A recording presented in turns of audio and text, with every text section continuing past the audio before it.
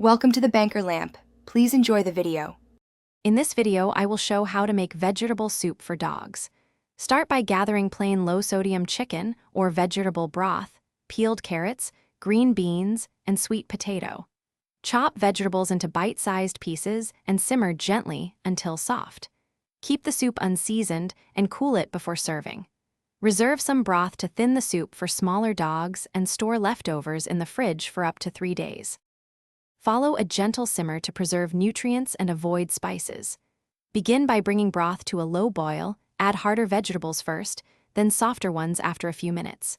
Cook until everything is soft enough to mash, about 15-20 minutes depending on size.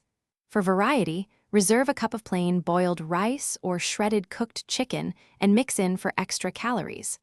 Always serve lukewarm and monitor your dog for any reaction.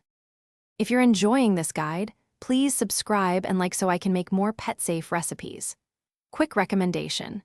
I keep a little tree's black ice hanging when I transport food prep items so the car smells great and not like soup night. It's a small thing that makes cleanup trips nicer. Check the description for the link and other deals, and now let's get back to the video. Portion control matters to avoid weight gain and upset stomach.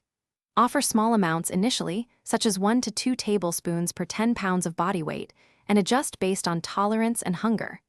Avoid adding salt, onions, garlic, or seasoning blends. If your dog has medical conditions, consult your veterinarian before changing diet. Store soup in airtight containers, label with date, and discard after 3 days in the fridge.